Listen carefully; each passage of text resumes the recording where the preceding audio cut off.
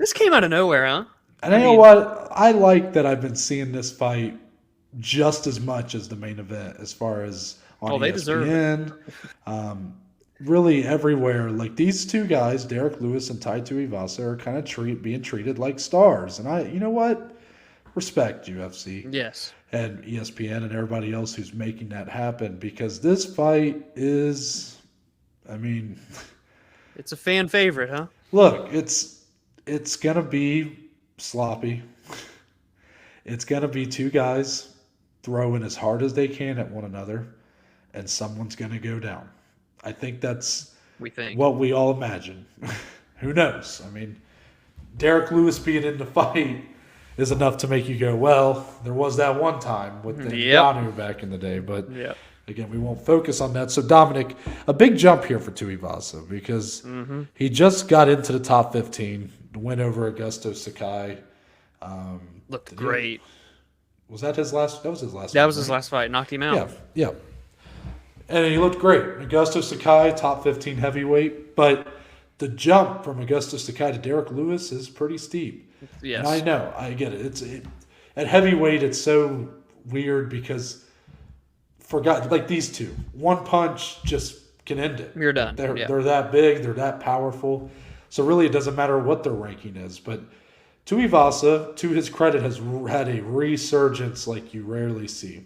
A guy who was rumored to be cut summer of 2020, kind of maybe was even. I mean, it maybe was like one of those things where they cut him, but the paperwork got lost in the mail. So then they're like, well, we need a guy to fight Harry Hunsucker. So Yeah. here you go. Yeah. But he was 3-3, won his first three fights, lost his next three, and he was on the chopping block. Yep. Then he came out, knocked out Stefan Struve, knocked out Harry Hunsucker, and then you finally, once he knocked out Greg Hardy, it was like, okay, this guy's like He's back. Yeah. And then Augusto Sakai after that. So 4 in a row now. Makes him 7-3 in the UFC, but he's Yep. going up against the Black Beast, Derek Lewis, who has basically taken the style that Tuivasa's been doing to win these fights better than anybody has. I mean, he's got the most knockouts in heavyweight history in the UFC. And he is kind of the fresh guy here, coming off of a win just, over a month ago against Yeah. I Chris mean, it was. Daukaus. And he looked phenomenal in that fight, by the way, too. So clearly Lewis still motivated. This card is isn't it in Houston? It's in Houston. Yes. Which is Derek Lewis's hometown. I believe he's a Houston Yep. guy. Obviously, the main event of UFC 265, where Lewis was fighting for an interim belt, was in Houston, and he got kind of embarrassed by Cyril Gahn. A lot of motivation here for Derek Lewis.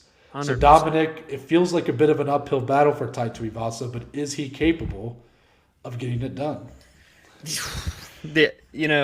This fight's crazy, man. It really is. It's such a random but badass, matchup, and it is two guys. It's going to be striking, right? I can't help but just bring this up that for the nosebleeds, I saw that plus 380 to go the distance, and I almost wanted to sprinkle a little something on there, but the power just came too much into play for me here from both guys.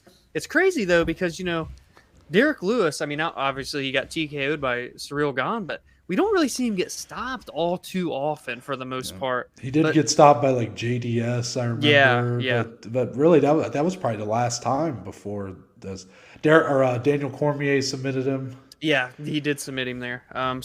And for Ty, kind of the same. He has 2 decision losses, and he did get TKO'd once. But it's just Ty is going to be the guy that kind of just or at least can be the bull rusher in this. Derek Lewis never really does that. He kind of he sits, he waits, he plods, and it's one shot, and that's what he did to Chris Daukaus. That was so perfect. So Ty's got to be careful.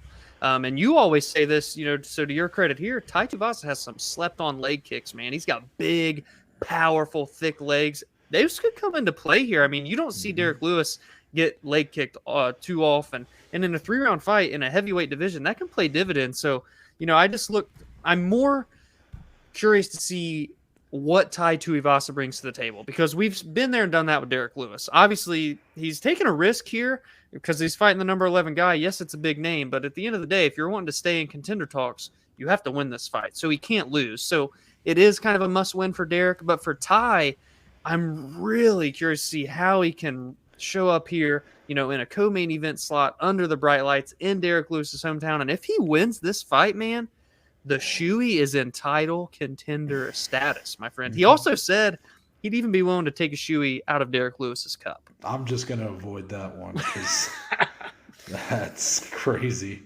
But yes, I'm glad you brought up the leg kicks because I would go so far to say I think Tai Tuivasa has a more complete striking arsenal than Derrick Lewis. Yeah. But Derrick Lewis's biggest weapon isn't just the power in his hands, it's the timing. Timing is such a factor for him. That's why when you see it, like, yes, I get it. He's kind of gotten that reputation, part of it being that he's kind of doubled down on it as being just this guy who has power but doesn't really know what he's doing or something. Like, has no technique. Yeah, that ain't. It's not really the case. I mean, see what he did to Curtis Blades, people.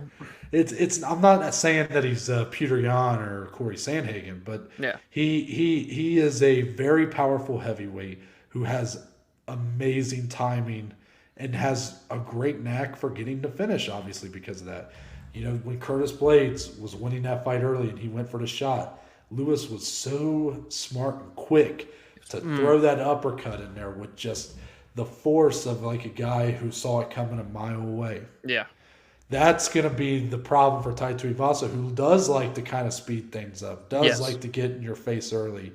But he is kind of the younger guy, the less experienced guy here, so he doesn't quite have that timing that Derrick Lewis has, at least not up to this point. Mm-hmm. So, and both guys, I mean, again, Derrick Lewis, yes, he has been finished, but it's hard to imagine either of these guys getting one punch KO'd. I know. It's weird. But then not really sure how else this fight ends, to be honest. I mean, I guess a TKO would be the assumption. But I mean, with the amount of power these guys are throwing, this is can't miss. Oh, that's to say the least.